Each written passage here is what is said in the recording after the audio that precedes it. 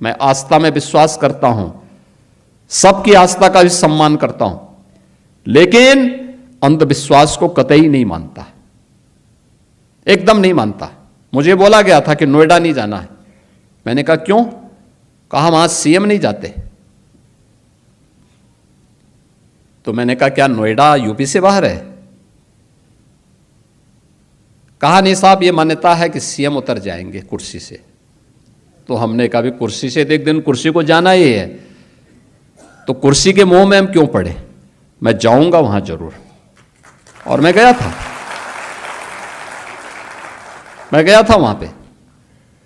जब मैं गया तो मैंने देखा क्यों ये लोग बोलते थे, तो पता लगा वहां 4 लाख मामले बिल्डर और बायर्स के।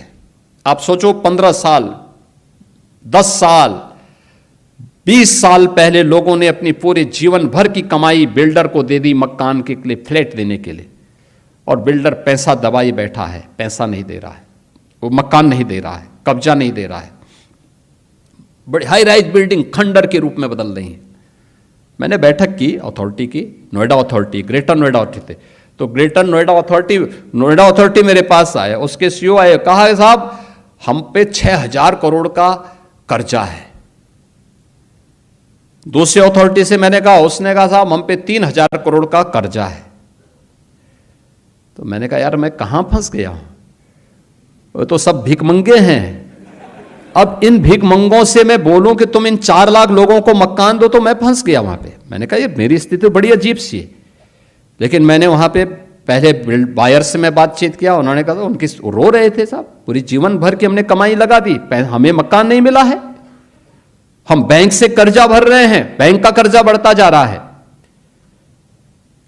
मैं बिल्डर के साथ मिला तो बिल्डर अलग से रोए, कहते हैं साहब हमने पैसा लगाया, लेकिन उस समय की सरकारों ने हमें पूरी तरह निचोड़ दिया है, हमारी सामर्थ्य नहीं है। मैंने कहा सामर्थ्य हो न हो, इन गरीबों को मकान तो देना ही पड़ेगा आपको, इन 4 लाख लोगों को मकान देना पड़ेगा। आप दीजिए, मैं पॉलिसी बनाने की तैयारी कर रहा हूं, लेकिन आप पहले मकान दीजिए। फिर मैंने अथॉरिटी से कहा, मैंने कहा कार्य पद्धति ठीक करो। हमने रिफॉर्म किए, कार्रवाई प्रारंभ की, भ्रष्ट तत्वों को वहां से बाहर का रास्ता दिखाया, और आज मुझे बताते हुए प्रसन्नता है 4 लाख लोगों को हम मकान दे चुके हैं।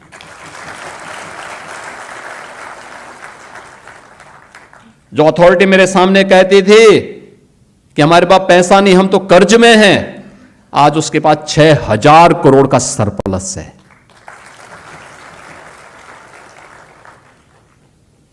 आज दुनिया का सबसे अच्छा इंफ्रास्ट्रक्चर भी और सबसे अच्छा इन्वेस्टमेंट भी वहां पर है, और वहीं पे ये मैन्युफैक्चरिंग हो रहा है जो मैं अभी चर्चा कर रहा था, ये सब कुछ वहीं हो रहा है। ये उस अंधविश्वास को मानने वाले लोग कौन थे जो भारत की आस्था पर उंगली उठाते हैं? मुख्यमंत्री रहते हुए वहां नहीं गए, लेकिन अपनी विभाजनकारी राजनीति के लिए फिर आज नोएडा पहुंच गए, ग्रेटर नोएडा पहुंच गए। बहन और भाइयों, इनके चेहरे को देखो तो उस समय वहां के विकास के लिए ये बॉटलनेक थे। उस समय इन्होंने वहां बाधाएं खड़ी की, बैरियर खड़े किए। आज किस मुंह से विकास की बात करते हैं? फिलहाल आज की खास खबर में बस इतना ही। अगर वीडियो अच्छी लगी हो तो लाइक, शेयर और कमेंट करना बिल्कुल ना भूलें। नमस्कार।